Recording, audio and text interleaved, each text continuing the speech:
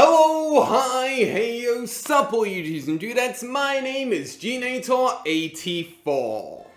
I think we can all agree that life is in a much better place than it was this time last year, and that's very much reflected in my plans for the evening.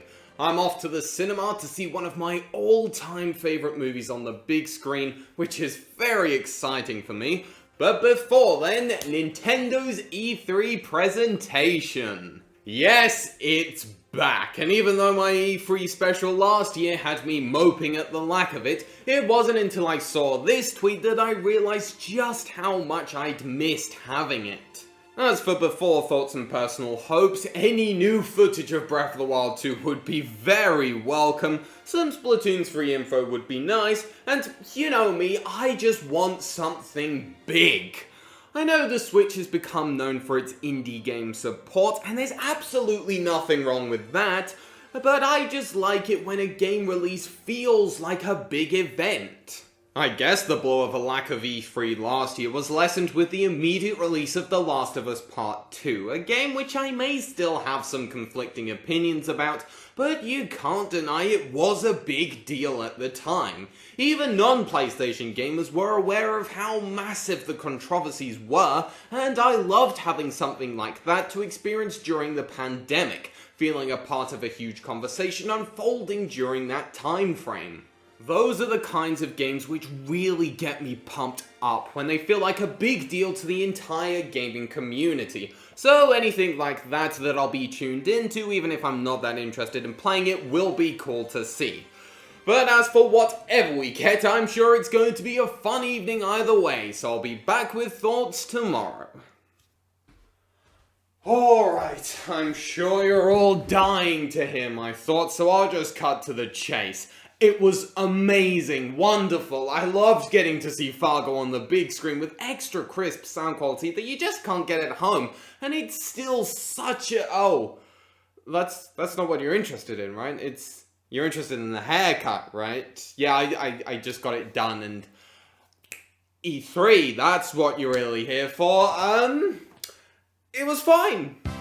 Do remember, this is just my silly opinion. I know a lot of people who are very excited for the new 2D Metroid. We've come a long way since that first E3 I covered, But it's not of much interest to me, same with the likes of several games covered, such as the Smash DLC and even WarioWare. What you just saw was the trailer for WarioWare! Get it together! Did you just see someone have an inner war with themselves? There was a fairly solid variety on offer, but there's not a heck of a lot to discuss with the stuff which had me watching feeling blasé. No offense to the devs, it's just a personal thing.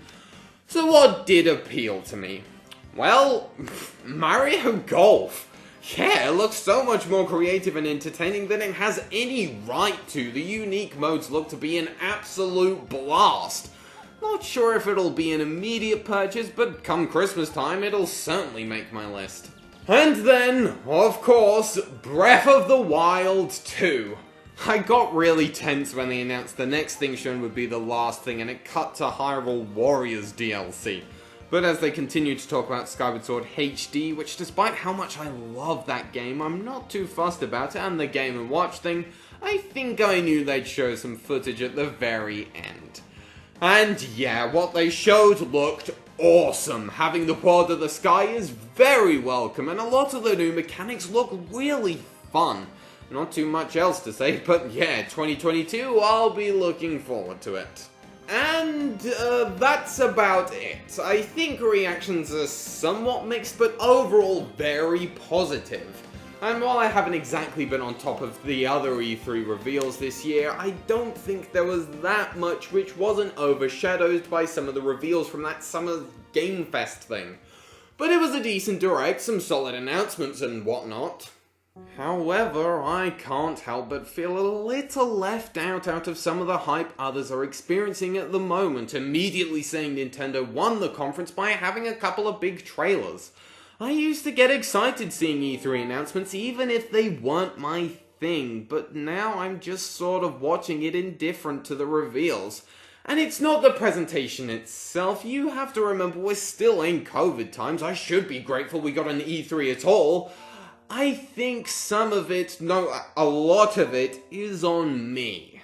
At this point, it just feels like I'm going through the motions, talking about Smash Bros, Metroid for every couple of years, and even Breath of the Wild. For as much as I do love that game, it's one of my favorites, it just seems to have been a discussion point for the majority of these videos now. Perhaps I'm becoming jaded towards these events for not inspiring me as much as I want them to, who knows.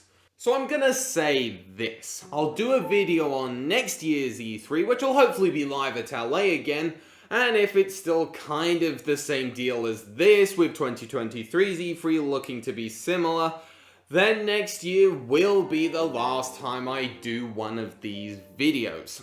Like I said, I'm just starting to feel left out about how excited others are getting, even though there is definitely some stuff I'm looking forward to.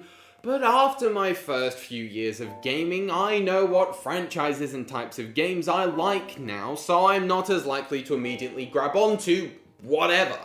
But yeah, it was a decent enough showing, particularly given the extra year break, which probably didn't help with personal expectations, but hopefully you enjoyed it a lot, and I'll see you all in 2022 for what could be the final time I discuss this event on YouTube.